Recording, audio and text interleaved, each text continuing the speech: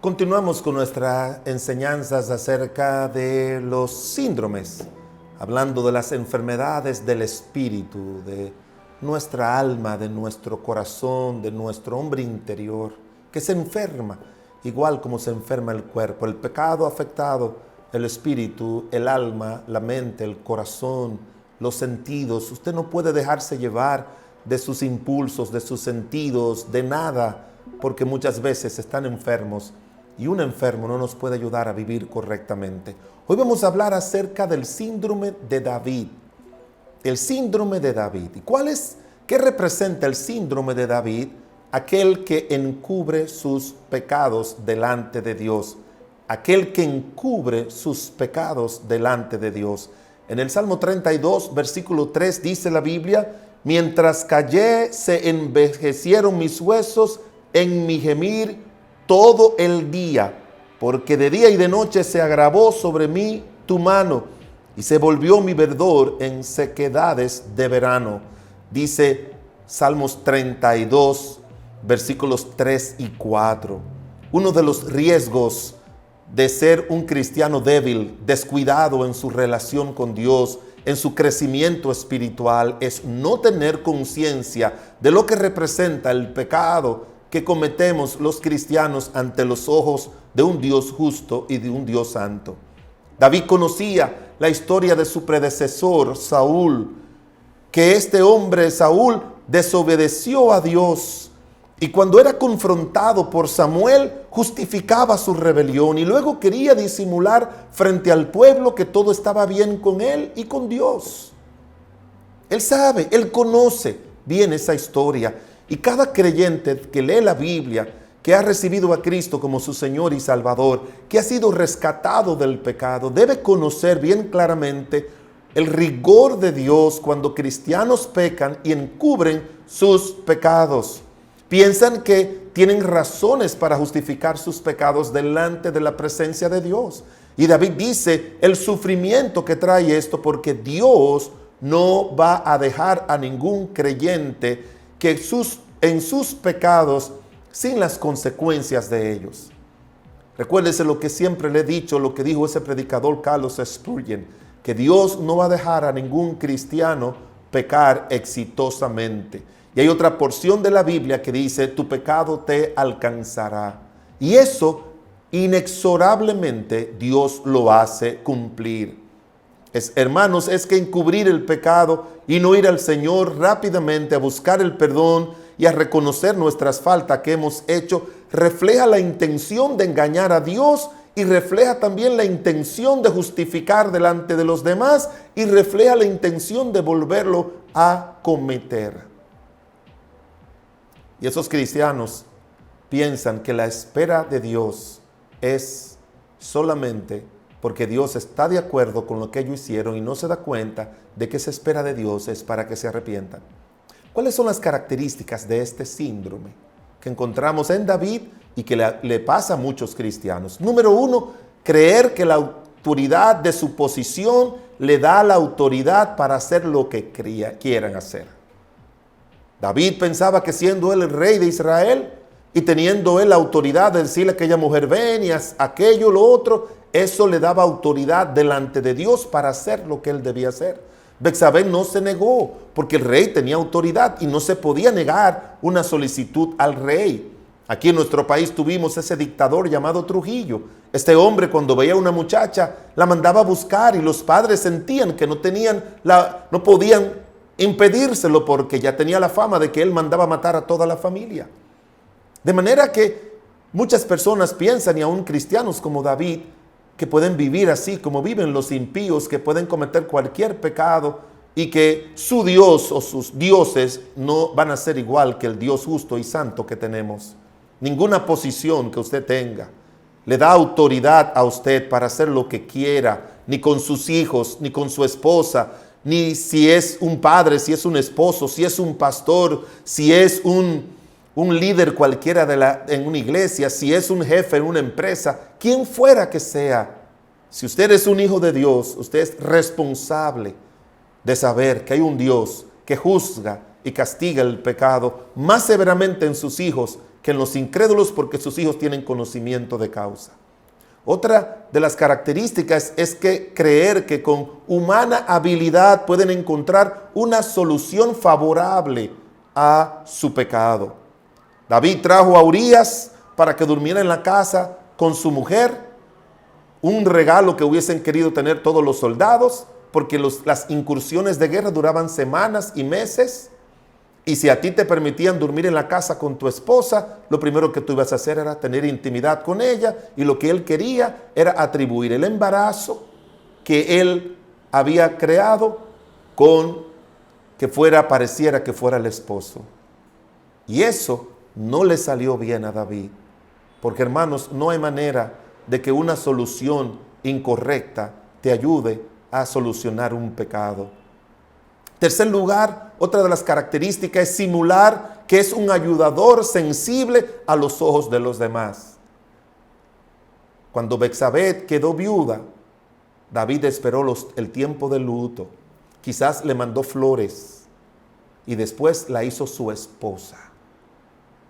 En otras palabras, diciendo delante de los ojos del pueblo, todas las mujeres quisieran quedarse viuda para ser las esposas, una de las esposas del rey. Pero era una simulación. Y hay demasiados cristianos que llegan a su casa y simulan delante de su esposa, delante de sus hijos, delante de sus esposos, en la iglesia, como que todo está bien.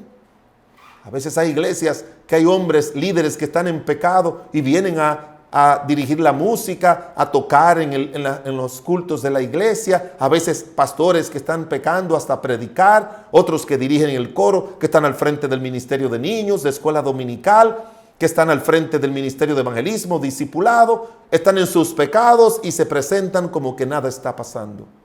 Son simuladores y eso irrita más a Dios.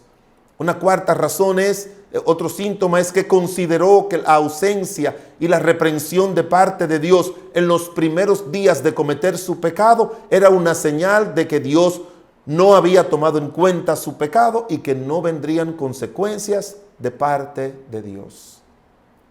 En el libro de Apocalipsis había una mujer que estaba haciendo cosas malas, adulterando igual que David, y Dios le dijo, yo le he dado tiempo para que se arrepienta.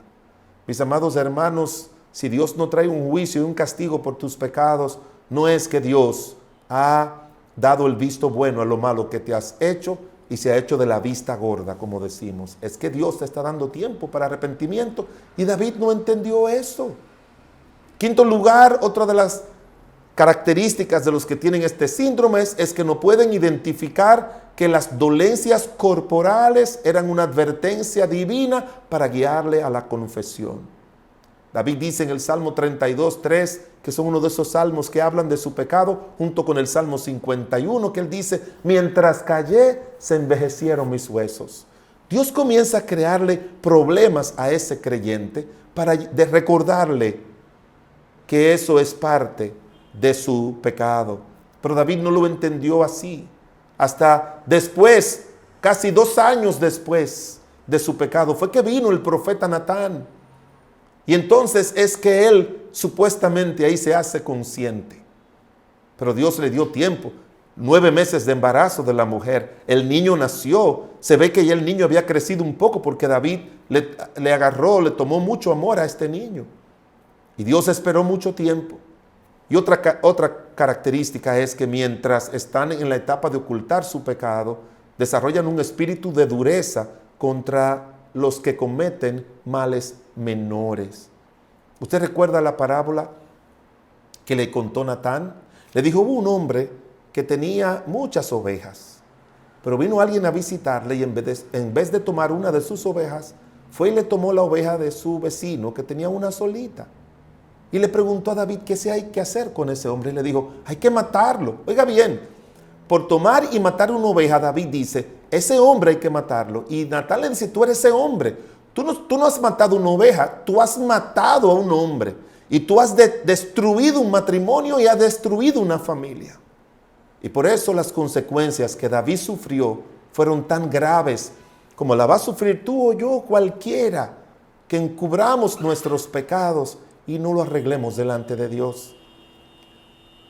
¿Cuáles son las declaraciones divinas que Dios nos da en su palabra, enseñanzas, para que nosotros no caigamos en el síndrome de David de encubrir su pecado.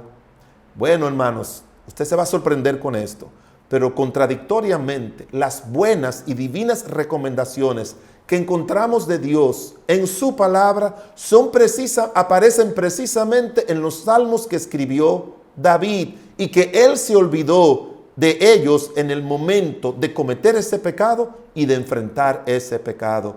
Y es que muchas veces no ponemos en práctica lo que sabemos y creemos.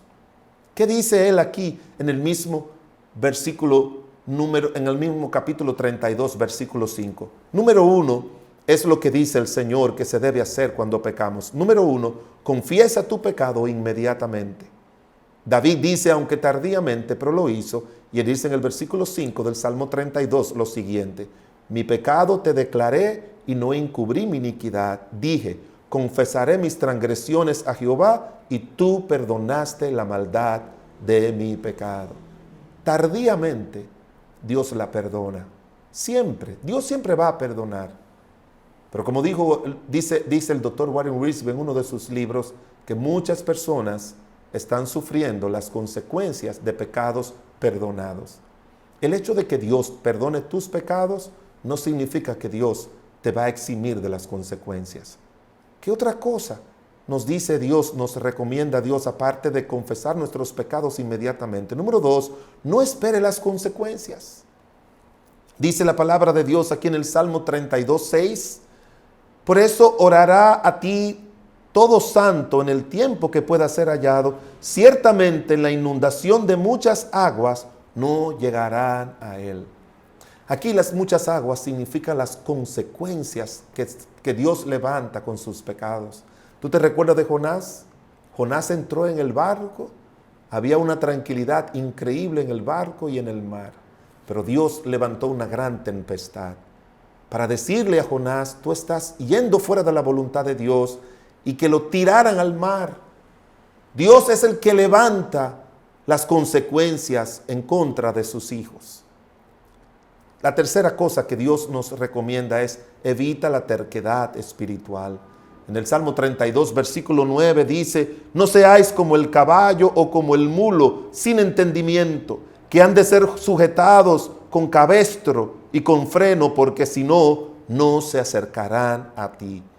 Mire, yo en esta oficina me he sentado a mostrarle por la Biblia a cristianos que ellos están mal y siguen con su terquedad, siguen con su maldad, y yo los he visto perder negocios, los he visto perder matrimonios, los he visto perder la salud, los he visto perder su trabajo, los he visto tener pérdidas por la terquedad espiritual de no reconocer que de Dios a Dios nadie le gana, jamás. En cuarto lugar, otra recomendación que da David es acude al Señor buscando misericordia.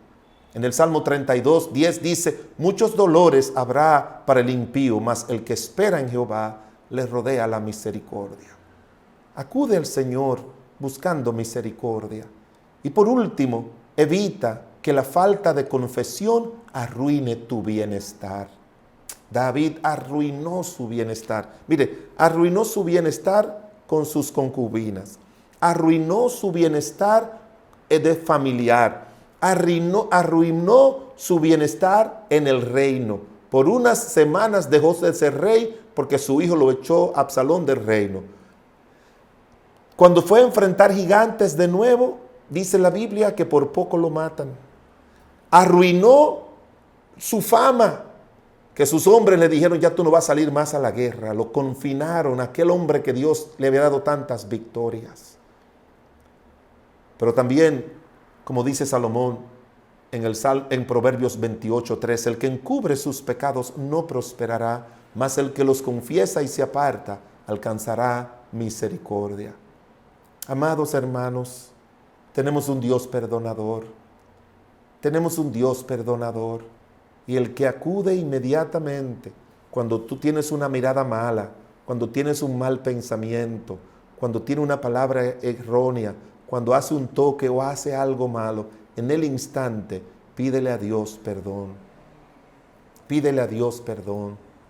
Dios siempre está presto en perdonar. Dice la Biblia, buscad a Jehová mientras pueda ser hallado.